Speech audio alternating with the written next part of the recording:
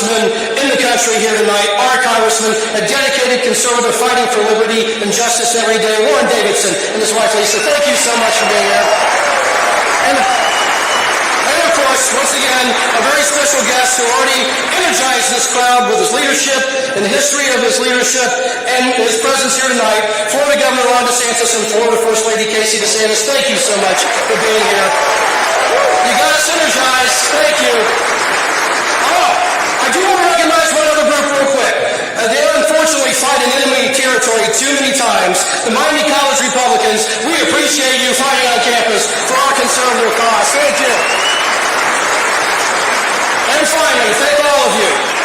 Thanks to all of you. You show up, you work hard, you stand on the principles of conservatism, sometimes in hostile territory, but you are here and you are the best of America. Thank you for supporting this party. God bless our cause, and God bless the United States of America. Thank you.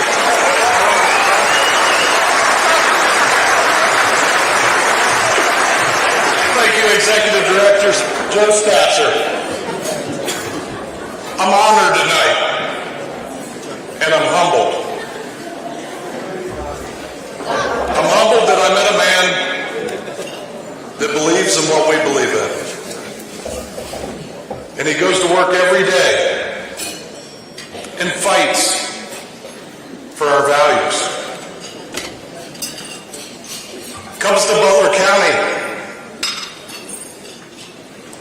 Every event we host, we do. We are supported by Congressman Warren Davidson and his wife, Lisa. Congressman, yes. I'm honored when I talk to you. I get the truth. I get it real. He takes the time to listen to Butler County. He takes the time to provide us with everything that we need to fight the liberals. With that being said, I would like to welcome our very own Congressman, Warren Davidson.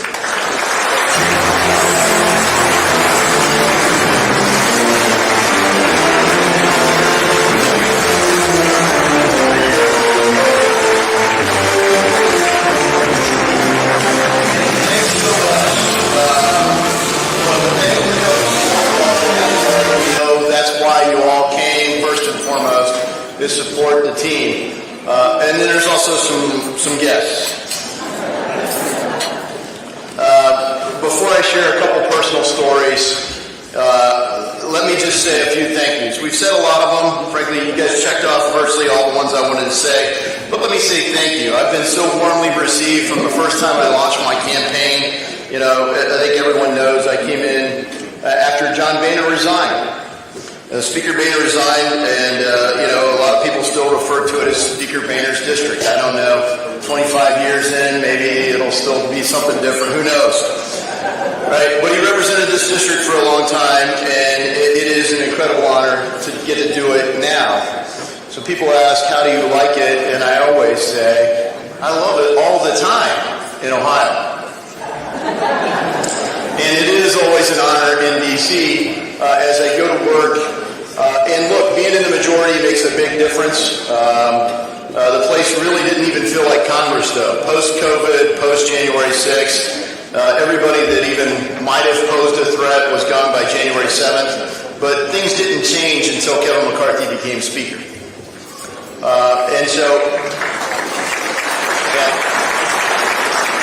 as everyone watched and tuned in and saw kind of the inner workings of what that took, it wasn't an easy debate. You know, a lot of people wanted somebody much more conservative. Somebody wanted some people wanted to cut a deal with Democrats. That's been done before in other places. But we said, we're going to be able to do our agenda better if we work together as Republicans. It's a reminder that you only have a majority if you use it, if you can stick together and work. And I think that's going to be one of the important things that we keep in mind in this next election cycle. There are going to be some competitive primaries this year. And the question is, are we going to come together to take our country back? Because when the left starts talking about they want to fundamentally remake America, Some of the right thinks that that's just political rhetoric. They're like golden retrievers. They don't think anybody's bad. They just want everybody to love them, right? But these are dangerous people. Look, there are some people that don't really get the implications of their policies. There are some people that well, they get the implications, but they'll go along with it. But the really dangerous people are the ones that know the implications, and that's why they're for the policies. Joe Biden knows the implications of a bad energy policy. He knows the implications of an open border policy. He knows the implications of a soft on China policy. He knows the implications of spending far more than we can afford. He knows that modern monetary theory doesn't work, and therefore bankrupting America anyway. You have to ask why. They pledged to fundamentally remake America, and they meant it, and the only thing standing between them, as Ronald Reagan said, freedom is never more than one generation away from extinction. And I think a lot of us in the day thought that was political rhetoric, but we're seeing it today. And it takes leadership to make a difference. You know, one of the things that I created during COVID, as I watched our state be locked down as fast and as tightly as New York was under Andrew Cuomo, and I looked around America, and I saw leadership down where so many Ohioans go and so many more went there in Florida, was anyone can find an excuse. Leaders find a way, right? But let me say thank you. Let me say thank you first and foremost, as I said, to be able to represent you in Congress is an honor. Let me say thank you for everyone on my team. So many people have been supportive for Team Davidson, and the number one teammate, Lisa. Thank you so much, Lisa.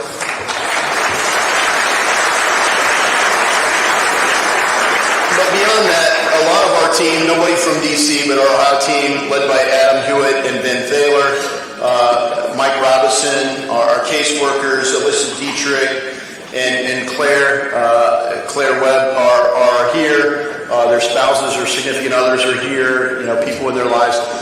Thank you so much for what you do. And I will say a special thanks for Adam. Look, Todd and Kelly, thank you so much. But I know how much work Adam Hewitt, my chief, did behind the scenes to pull this off. So I think he's still here, but thanks to Adam Hewitt for his work. But let me tell you about our guest speaker tonight. So when you come in a special election, as I did, you know, the upside is you can bring more guests. When you come in a normal election, you get like 2 guests. When you come in a special, they said, well, how many will you have? I'm like, well, how many can I have? And they said, well, 100 is the most we could ever do. I go, well, take them. So we had 100 people there up in the crowd. The downside is you got to give a speech. And most of the time I'll say, if people say, well, you're nervous, I'm like, well, you know, not really. Sometimes I'm a little bit, but I'll admit, your first day of Congress and you're giving a speech before all of your new colleagues on the floor of the House of Representatives, televised, even if it is only by C-SPAN, you're like, all right, I'll admit, I'm a little nervous. So I gave my opening speech. There's a crowd that greets you and says everything. Now, the first vote, I was already on the wrong side of leadership. I was voting no. All right, so I told the whip, can't vote to bail out Puerto Rico. They got in that mess. They have to spend responsibly. So I voted no. And I eventually worked my way to the middle aisle, where a lot of the fellow Freedom Caucus members are. And I met this guy, walks up to me and he goes, hey, I'm Ron DeSantis. You're from Troy, right? I'm like, wow, that's pretty cool. This guy knows I'm from Troy. My wife Casey's from Troy, Ohio. I'm like, you got to be kidding me. And so it took a little bit before I met Casey. Casey is a superstar. Now look, people in Troy, Ohio knew Casey DeSantis. And as Casey said when she was in Troy earlier today, she had no idea she would go on to do the things she did. Let alone be First Lady of the state of Florida, and who knows what else, right? You guys are still, being closely watched.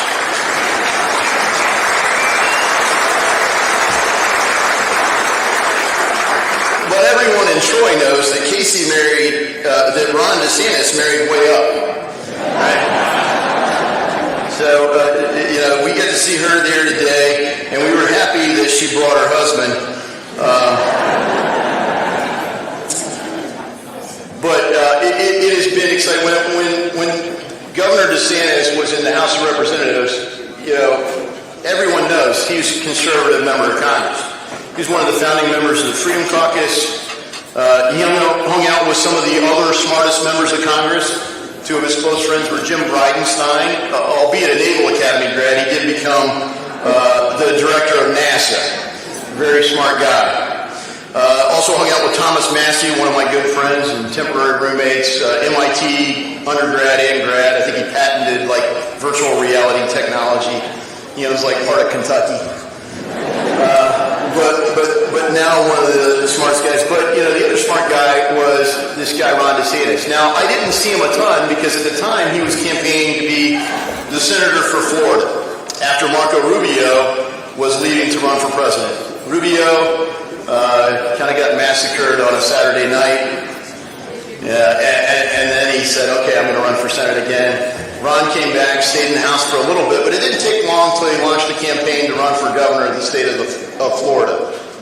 And what a difference that has made. You're going to hear a lot about him. I can't wait to read this book. I'm sure most of you will read it as well. The Courage to Be Free. Look, good governments defend freedom. If you want to know where people stand, people accused all kinds of folks on the right of being authoritarians for a long time. I didn't see a whole lot, although we saw some big government Republicans seize the day to become authoritarians and weaponize state agencies or federal ones. Things like the Bureau of Workers' Comp became the mask police and the curfew police when good leaders like our local police and our great I ain't the mask police Sheriff Jones said we're not going to enforce all that.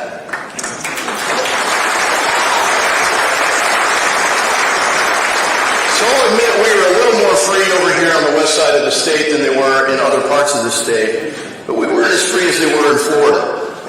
And that's part of how Ron DeSantis, as Governor DeSantis, really earned the title of America's governor. He set an example. You know, a lot of people campaign on things, but deeds and words. He gave the words, but frankly, he did far more deeds. He led by example. His character, he's a very disciplined guy. He's a faithful man, not just to his wife Casey, but to his Lord and Savior.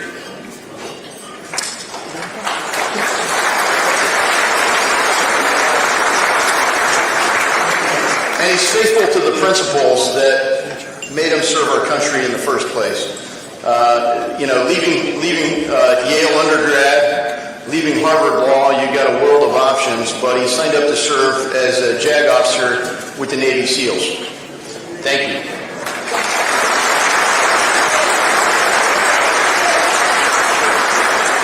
So look, you guys have heard enough from me. I can't wait to see and be inspired by Governor DeSantis as he speaks to all of us tonight. I hope that he inspires everyone in the room to do the things that he's been doing. So many people here campaign on those things. We hope for those things, and we get into positions where there's not, some of the people didn't mean it. Right? And I always think about the Tombstone scene where Johnny Ringo and Doc Holliday get a little cross at the end. And when it comes down to it, Johnny Ringo says, I was just fooling. And Doc Holliday looks at him and says, I wasn't. Ron DeSantis wasn't fooling. He knows that when the far left said they were going to fundamentally remake America, they meant it. And he's doing something to stop it every day, all day, and he's going to leave here quickly after his speech to go back and help save something else in the state of Florida. Thank you, Governor DeSantis. Thanks for being here tonight. Thanks for leading by example. God bless you.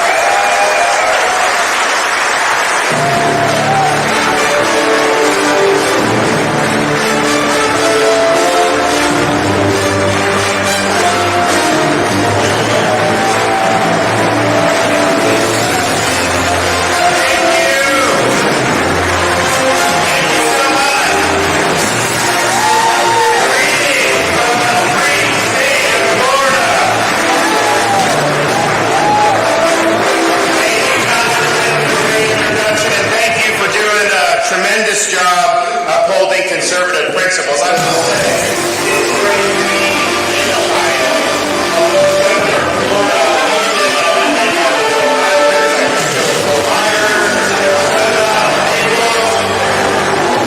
But I can say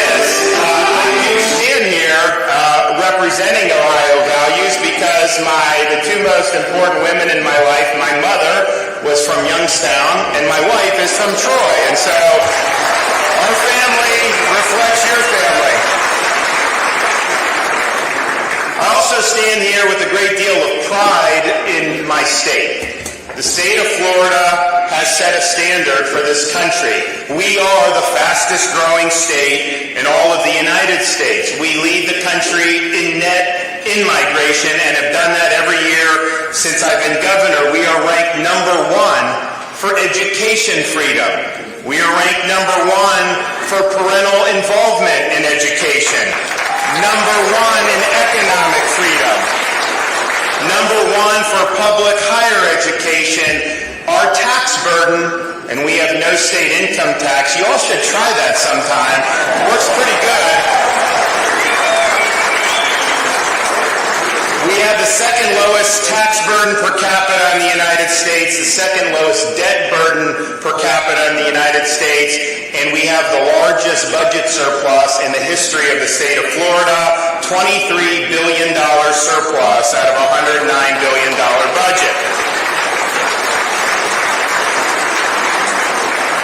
And I'm proud that when COVID reared its ugly head, when the world seemingly lost its mind, when common sense suddenly became an uncommon virtue, the state of Florida stood strong as a refuge of sanity, as a citadel of freedom, not only for our citizens, but for other Americans and even for people around the world. We refused to let our state descend into some type of Faucian dystopia where people's livelihoods were destroyed.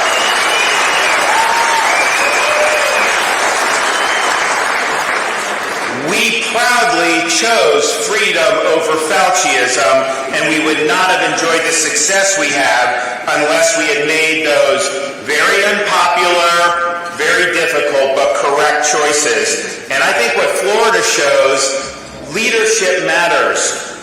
Boldness is rewarded. I got elected in 2018 by 32,000 votes out of more than 8 million votes cast. That is less than 1/2 of 1%. And a lot of people said, and you guys know, Florida has been the most important swing state for a long time. A decade leading into my election, 1-point races for governor, president, you name it. So I come in under those very divided circumstances. People say, bide your time, don't make waves, don't upset this very delicate political balance that you see in the state of Florida. And I understood that advice, but I rejected that advice. My view is I may have earned 50% of the vote, but that entitled me to wield 100% of the executive power, and I intended to use it to advance a conservative agenda. I would do that based on conviction, not having my finger in the wind. I have not taken a single poll since I've been governor to tell me what to do on a given issue. Leaders are not captive to polls. Leaders get ahead of public opinion. They articulate the vision. They implement a vision. They deliver results. And guess what happens when you do that effectively? The polls move in your direction anyhow. I made sure that the people that were in our administration were in it for the right reasons. If they brought any other agenda other than what was in the best interest of the people of Florida and what was in the best interest of advancing our common agenda, then I showed them the door and I told them not to let it hit them on the way out. We don't have time for people bringing in their own agenda. I don't have time for drama or palace intrigue. I want to make sure we're getting the people's business done. And I also said if we're going to do this right, we cannot be like some Republicans who get into office and they get scared to do something that the media is not going to like. They worry about what the left's going to say about them, and they're basically just like potted plants. No, in Florida, we went on offense. We took the fight to the left. We got ahead of issues, and we made sure that we were advancing the people's agenda, and I didn't care what the media had to say about any of that.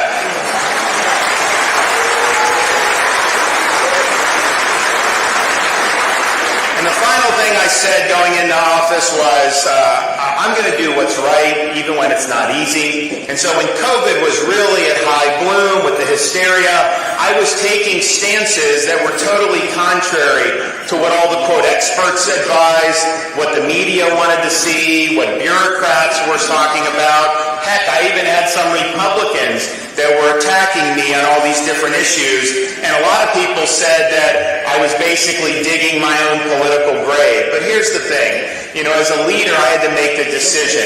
I needed to put the jobs of the people that I represented ahead of trying to protect my own job. I didn't know what the politics would be, but you know what? However that turned out, so be it. You got to do the right thing and let the chips fall where they may. So that's what we did. Fast forward 4 years later, November of 2022, we didn't win by just 32,000 votes. We won by over 1.5 million votes. We got the highest percentage of the vote any Republican governor candidate has ever had in the history of the state of Florida. We won Hispanics 62% of the Hispanic vote. We won independent voters by almost 20 points. We were able to sweep in super majorities in the Florida legislature, the largest majorities in modern history. Through our efforts, we helped elect 19 conservative school board members throughout the state of Florida, which has shifted the balance on school boards. And for the first time since the Civil War era, there is not one solitary Democrat elected to statewide office in the Sunshine State of Florida.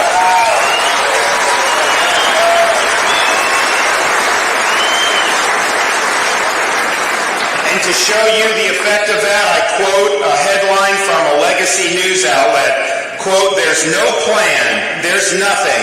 Florida Democrats in despair over the future. That means Republicans are winning in Florida."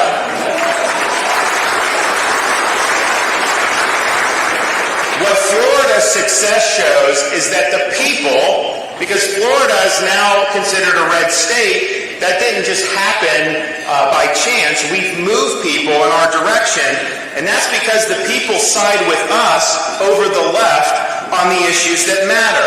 They reject the left's tax and spend policies, which has driven inflation through the roof and escalated our national debt to $31 billion. No, they want fiscal sanity. They want tax sanity. They want a place like Florida that doesn't even tax your income at all and yet runs huge budget surpluses. They side with us on supporting law and order over rioting and disorder. We support the police. We reject rioting. We will not allow police to be defunded. And when we see Soros-funded prosecutors wreaking havoc across our country, we stand up and say no. And in fact, I'm the only elected official in the United States of America that when we had a Soros-funded prosecutor in Tampa say he didn't want to enforce the laws that we had enacted in Florida, I removed him from his post. He is history.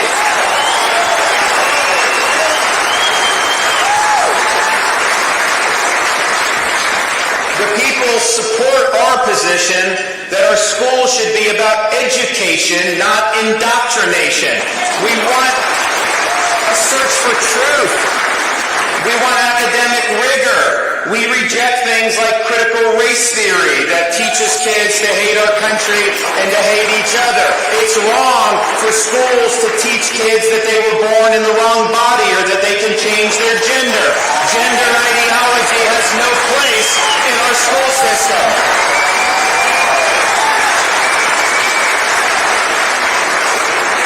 And I don't care if Disney doesn't like it. I'm doing what's right for my people, and they can take a hike.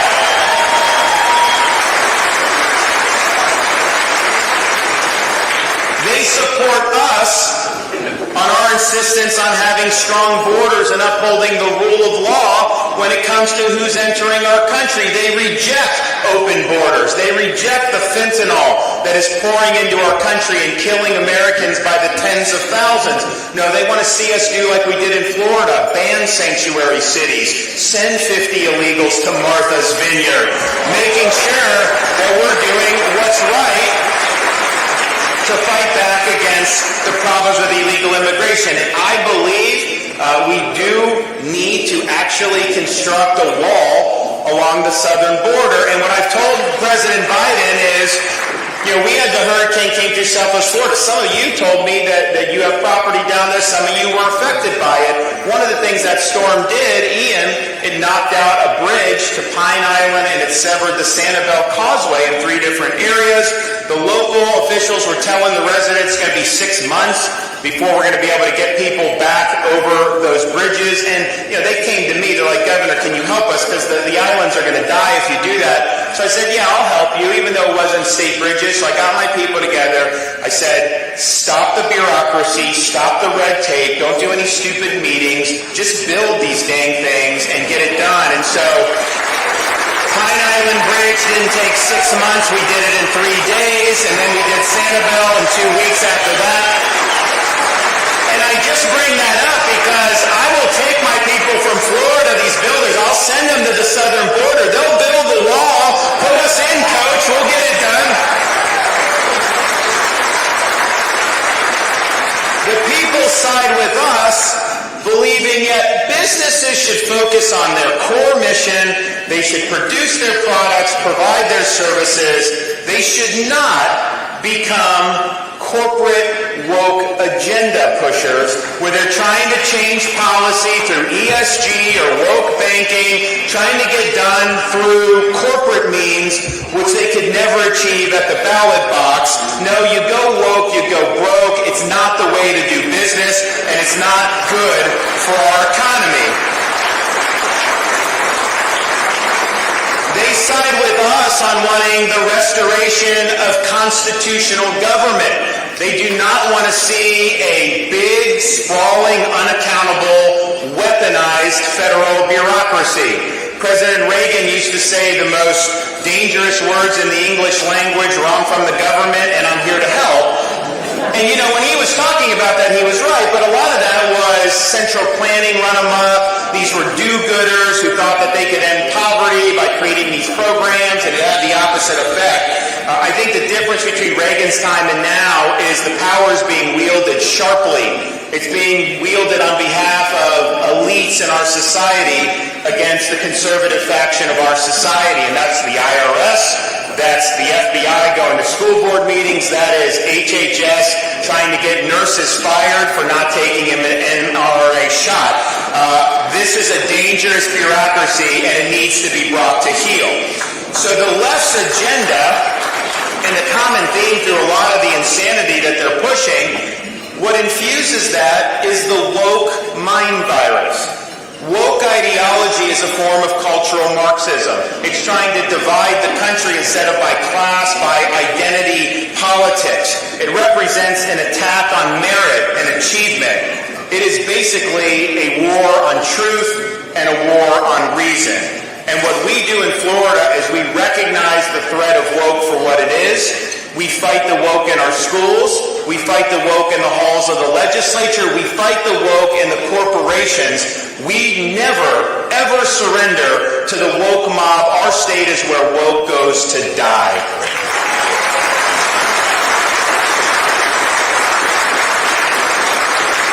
So as we look into 2024, I can tell you this.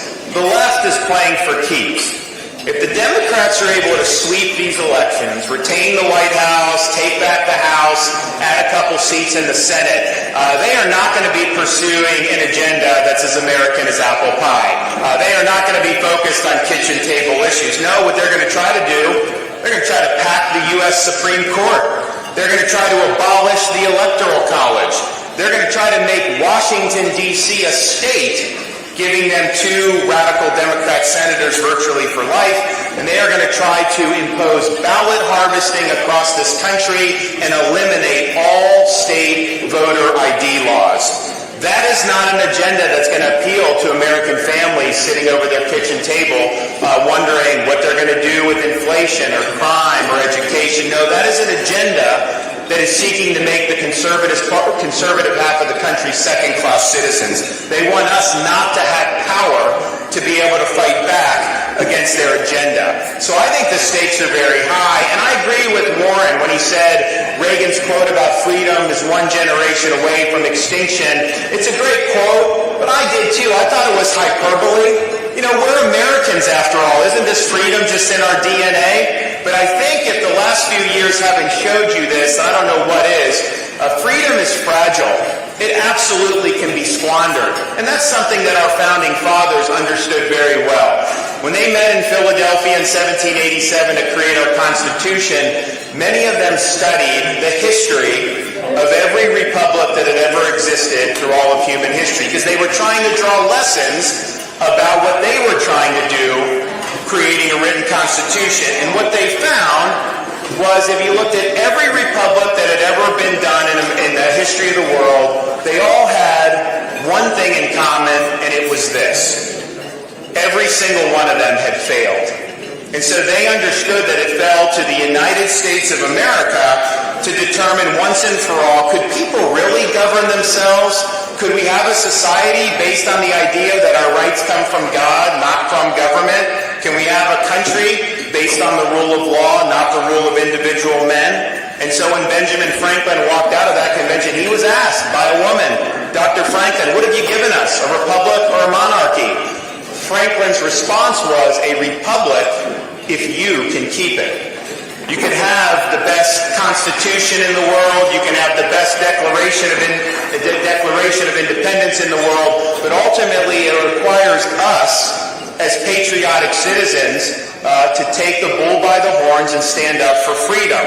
I believe most Americans think our country's going in the wrong direction. Most are pessimistic about the future, but I'm here to tell you what we've shown in Florida is that decline is a choice.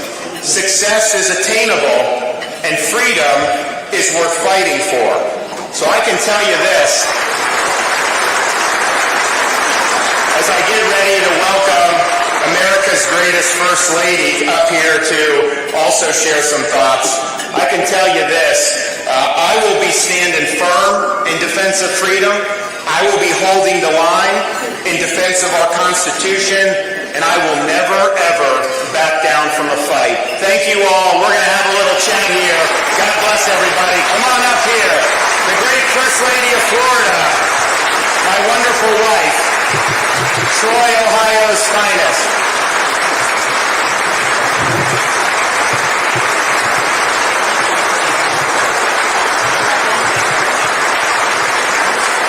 Thank you. America's greatest First Lady. I mean, that was, I said, put the bar down just a little bit lower. That was a great speech. By the way, I'm so happy to be back home. It's been 20 years since I've been back to Troy, Ohio. I'm sure it was not north of here. And so, by the way, so you know, the governor didn't have a chance to talk about. If you see two children running around those cars, they might be running under your table. They have a lot of sugar in there. Troy was so great. She gave us candy box, which was great. But then, you know, that's been going all day. So he didn't tell me this, but we have 3 kids, small kids, 6, 5, and 3. So Amy, our littlest, the first baby born in the Governor's Mansion in more than 60 years. So we're the first family to have really, really small kids. And so it's a little bit of an adventure, but we always want to try to bring them with us. And so, of course, today, when we were moving back to Ohio, and we went to Dave's Diner, by the way. If you go to Troy, you go to Dave's Diner. And you brought the kids. Our son was so enthralled by the chocolate milkshake that he would not leave the diner unless he took it with him. So anyway, they have had a lot of sugar. So if they are under your table, apologies for the family. We'll just bring them to the door. We'll take them. But anyways, so one of the questions that I get more than anything else when we go out and talking to folks is, how did somebody from Troy, Ohio, USA, meet you, who was from Dunedin, Florida, and how did you wind up in Tallahassee? Well, it's interesting. So, as Warren said, I was a naval officer, and so my first duty station was Naval Station Mayport, which is northeastern Florida, great base. And so I got on board, and probably within like 3 or 4 months, I was at this like driving range where you could hit the golf balls, because it's like, you know, I was a baseball player all through college, and and I needed another hobby, and I didn't want to, I like hitting things, so I tried to start taking that up. So I'm out there, and I look in front of me, and there was kind of an empty bay, but there were some balls left over, and then next to that, there was this really pretty young woman that was hitting golf balls. Turns out to be this one. Now, I was looking at her, she was looking back in my direction. I thought she was checking me out. In reality, what she was doing is looking to see if I was going to take the rest of the golf balls that were sitting in the bay in between us. Well, and maybe I like to think I would have approached her anyways. And so we just started talking. I said, do you want to hit these balls? We split them. We ended up going out after that, and kind of the rest is history. So you never know what tomorrow will bring. And that encounter, and I talk about it in the book, was probably the most important encounter that I ever had in my life, because the rest is really history. We were. I was a U.S. congressman, as Warren said. When I ran the first time in 2012, I was out of the military. I mean, no one knew who the heck I was. And we just decided, okay, there's 7 Republicans running. You got to do certain campaign things, raise resources, all that. We're like, you know what? We're just going to knock on the Republican primary voters' doors. So I bought her a little motorized scooter. I had a pickup truck. I'd load the scooter in the bed of the truck. We would drive to a neighborhood. I would drop her off at one side of the neighborhood. I'd go to the other. We had the list of the Republicans that voted in the primary. We would knock, and then we'd meet in the middle. We'd put the scooter in and go to the next neighborhood. And so basically it was like a shoe leather thing. Here's the thing. When you show up at someone's door, you look them in the eye, shake their hand, that goes a long way with them. And I guarantee you, of the people that I showed up and shook their hand, I got a huge percentage of them to ultimately vote for me, especially in a primary, because everyone's saying they're more conservative than sliced bread. They all say the same things. Whatever percentage I converted at the door, she did probably 99%, because when she showed up and she's there saying, my husband's running and singing my praises, they looked at it as like, well, if he was good enough to get her to marry him, he's probably good enough for Congress. What's funny about that is there was an evolution that got with the scooter, because I know many of you have knocked on doors, and it's not easy, right? You just have a son, you're going out. So I started going around on foot, knocking, and seated, and it was hot. And when you're in Florida, and obviously there's some neighborhoods that don't have trees, and you go to take your taxis, so you got to figure this out. So then I started doing my car. Well, that's very inefficient, because you're driving in, you're driving out, you're driving in, you're driving out. You maximize the time, not as much as possible, especially when you're doing it on weekends. Then I got a bicycle, I bought a cheap one, where I went home, I'm literally pedaling down a neighborhood, and the handlebars fell off.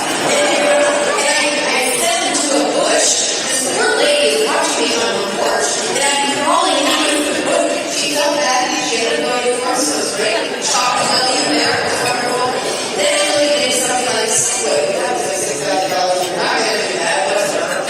And then he ended up getting this little electric moped. Now I see them all over the place. So back then it was novel, right? It was like, if you buy a Target for $200, but the funniest thing was so part of the district was Volusia County, and this is where they had like Oktoberfest. Daytona Beach. Daytona Beach, right? Yes. So they had all these guys who got on Harleys, and I come down Main Street in this little $200 electric moped, and I'm just giving them thumbs up. They're like, yeah, it's okay. They didn't remember it. I ended up getting a little basket in front, and the litters are right there. So I say I maximized it. You were right at the driveway, go literally right there, and get off the moped, sit there, get a little literature, get back on, right down, and we must have knocked out that. It was a lot of fun. So, and as you get beyond like a congressional, like running for governor in Florida, I mean, we have over 20 million people at the time in 18, over 22 million now. That's not going to go far enough, because you just can't physically do it. So that was very, that was like a labor of love in a different way for traveling abroad. But what happened with us? So when I was in Congress, Casey and I went to Israel on a congressional trip. And we didn't have kids at the time, but we knew we were going to have a family. So she took just a plastic bottle, that you would have water in and buy at the store. Now the labeling was in Hebrew, so it was a little bit different than America, but same thing. We went to Sea of Galilee, and she got water and filled it up. And we said, when we have kids, we're going to use the water from the Sea of Galilee to baptize our kids. And so we brought it back. Madison was born 2016. We did the baptism, used the water, great. Mason is born March of 2018. Well, I'm running for governor. I'm a U.S. congressman. She's doing stuff. We didn't have time to do a baptism, so we're just like, let's just get through the election. Let's get through the election, and then we'll figure out what happens. And so we get through. I win the election. So then we're like, we're going to have the inauguration in early January in Tallahassee. All our family and friends are going to come anyways. My uncle's a priest, so I can wheel him anywhere to do this. And so we said, let's just do it in the governor's residence in Tallahassee. So, you do the swearing in, you give a speech. Usually they do a parade. I canceled the parade. I don't like pomp and circumstance anyways. And so instead of doing a parade, we went back to the governor's residence, used the water for our son, no problem. The problem, though, was we then go, you have the inauguration festivities at night. We were not used to people picking up after us. Well, this is the governor's mansion of Florida. So the people that work there, they're cleaning up. All they saw was a plastic bottle with a little bit of water in it. They didn't know what it was. So that water got flushed down the sink, and the bottle got recycled. So then I announced, a couple weeks later, I think I was actually down in Boca Raton doing stuff with the Jewish community, and I said, just so you know, because I had announced in my inauguration speech we were using the Sea of Galilee water from Mason's baptism. Just so you know, the rest of our water got put down the sink. We're out of water. We don't have a bun in the oven right now, but you never know what will happen. Literally within 24 hours, there were people digging into the Sea of Galilee in Israel. They didn't send it in a plastic. They sent it in a big glass jar, and that sat on my desk in the governor's mansion until we had our third Mamie in March of 2020, and we used the Sea of Galilee water to baptize her as well.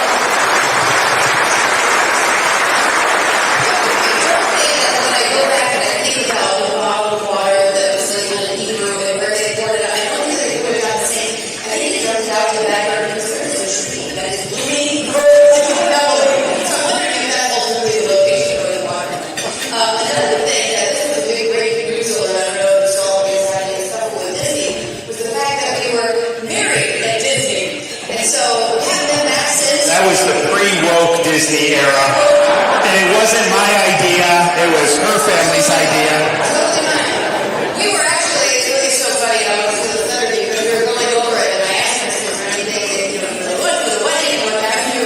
And he joked with me, he said, no, whatever you want, I want it to be your day. And we were open words, he said, whatever, just don't do what? I said, listen, I just want it, because they actually do have a wedding chapel, it's really nice, but I was like, I cannot have Donald Duck or Mickey Mouse showing up in the wedding. I just need to have, and she was fine with that. So people had our wedding pictures on the internet, like throughout the whole time we've been elected to things, and no one really knew where they were from, and they were actually from there. So we were leaving, this is like almost 15 years ago now, it was what it was. Little did we know that we'd end up being toe-to-toe with these guys 15 years down the road. And oh, by the way, on that, we stripped them of their self-governing status. We've now taken over, and we're governing, and we're going to make sure they pay their debts and everything. They're fighting us on this. The media tried to act like that Disney is like going to get out from under. No, that's not going to happen, and we will have news on that next week. So stay tuned. There will be round 2 in terms of those fireworks.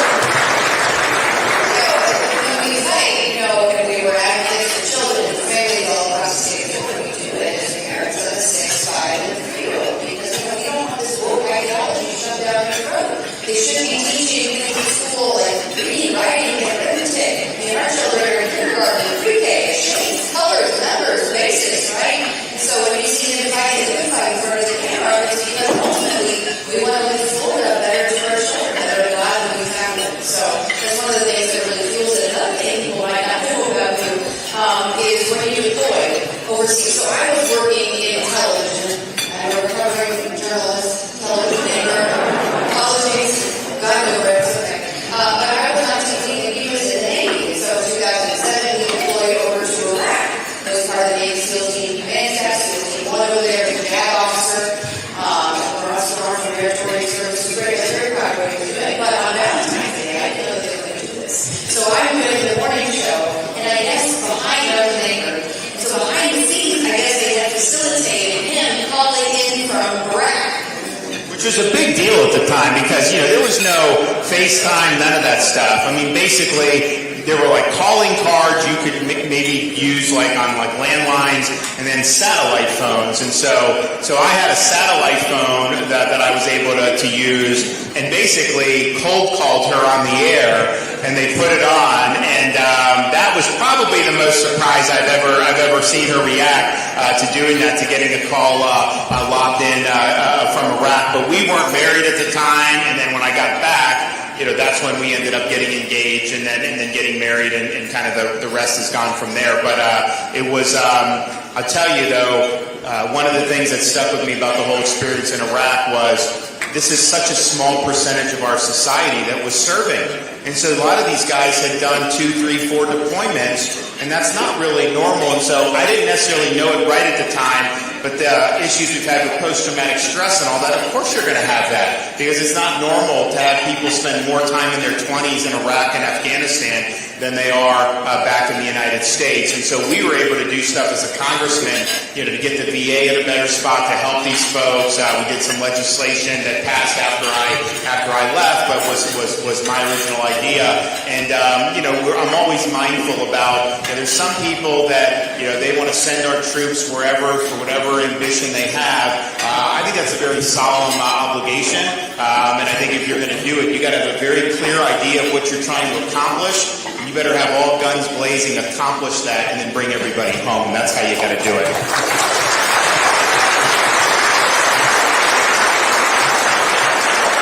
So we took a picture before I got inaugurated in January of 2019 at the desk in the state capitol, the governor's office, and it was me sitting at the desk, our daughter Madison, who was 2, on my lap, Casey standing next to me holding Mason, who was then 9 months, and that picture's out there. For this re-election in the second term, we did the same pose. Madison, though, who was then 6, Mamie, who wasn't even around in 19, was 2, and then Mason 4, standing Casey, same pose. And we put the pictures out next to each other and sent out a tweet. You could see it on our social media. And I'm the husband. You could say I've got to say this, but I would challenge you to look at those 2 pictures, realize that over the course of that 4 years, she had another child, did a whole bunch of stuff for the state with all these great initiatives, and recovered from breast cancer and beat breast cancer. And she was prettier in the picture in 2023 than she was in 2019.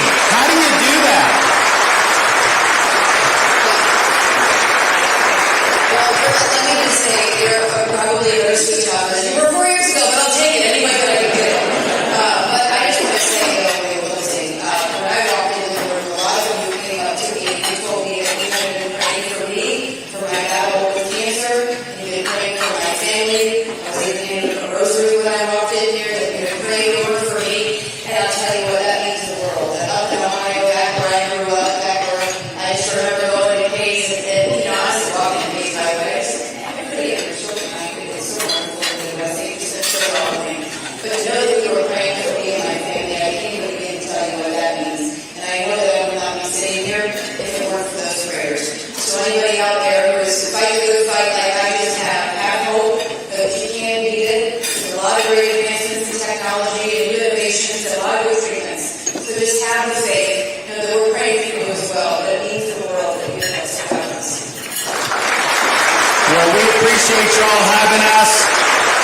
The country's going in the wrong direction.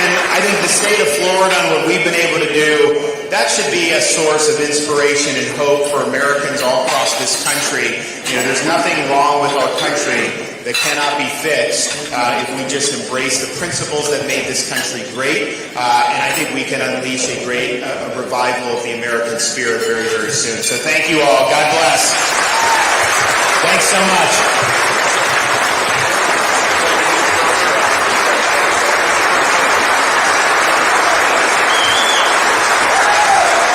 Let's let Governor DeSantis and First Lady know what Butler County thinks.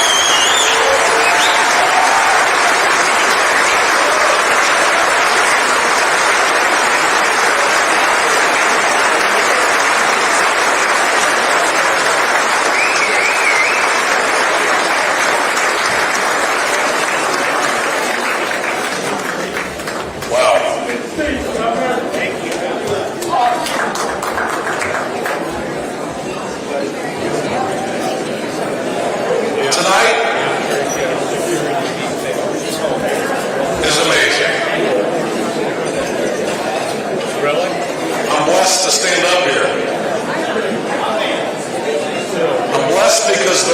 children that are 13 and 16, Carly and Todd said, "Can we come tonight?" Carly and Todd, I love you guys so much. I am so thankful to have you here. And the most important person, my lovely wife. We have a household joke, and it's called pepperoni and cheese. Has everybody here's had a slice of cheese pizza with pepperoni on it, right? She's the pepperoni and I'm the cheese, or vice versa. She always corrects me. I can't ever remember which one it is. But you can never pull the pepperoni off without getting the cheese. And we're 2-1 together, right? I am so thankful to have worked with the DeSantis team, Florida State Patrol. It has been an honor. What an honor to have a governor come 1,500 miles to visit us, right?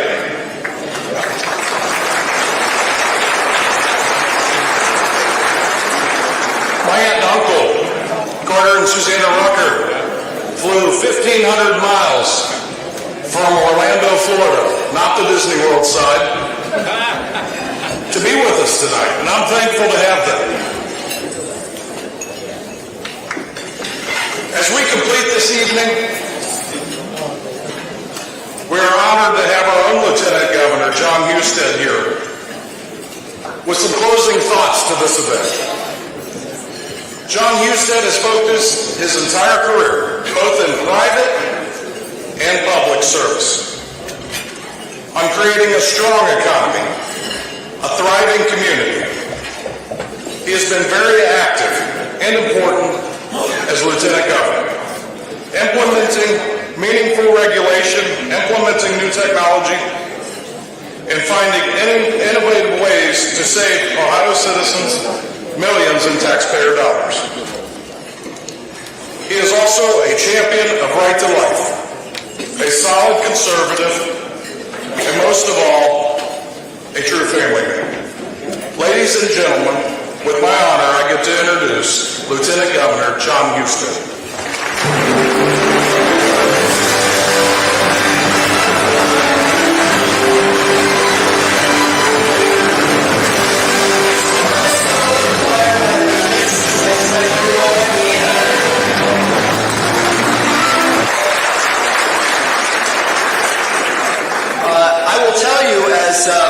I was listening to the governor go after the wokey pokies out there.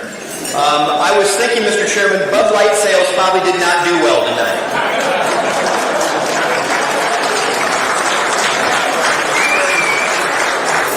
So we have a huge election to take back our country in 2024, but let's not forget 2023. There are a lot of very important things. There could be a ballot initiative this fall that will determine the future of pro-life policies in this state and also determine the authority of parents to make decisions for their children. Very important issues that we could be facing in the state of Ohio that will be up to you and your hard work. But I know that every day Tina's at home working with local people to run for school board, because so many decisions about the future of your children are made at the local level on your schools. We'll have school board elections all across the state. It's so important to do that. Yeah, absolutely. Local elections matter. They serve as a barometer for the future. But I think that there's one thing that we had a chance to visit with Governor DeSantis, and one of the things that we're seeing is that red states are advancing pro-school choice, pro-business, pro-Second Amendment, pro-life, pro-freedom of speech, pro-freedom of religion policies that are helping our states win. And in Ohio, we've landed some of the biggest economic development projects in the free world as we try to take back manufacturing from China and make it in America again. We're winning.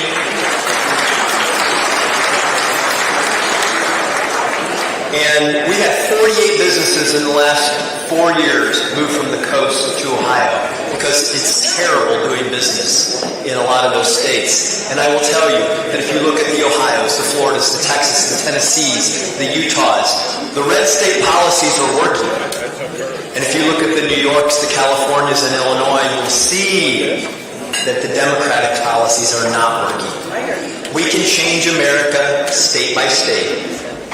And in our state, we are doing that every day. Working with this General Assembly, I see a lot of them out here. We are fighting hard to advance the cause of freedom in this state, to advance pro-business, pro-worker policies that will lead to more jobs than we have ever seen in the history of our state. We're creating jobs faster than we can find people to fill them. You're doing a great job here in Butler County at places like Butler Tech. We're seeing kids go back to their career centers. Butler Tech has a waiting list of 1,000 kids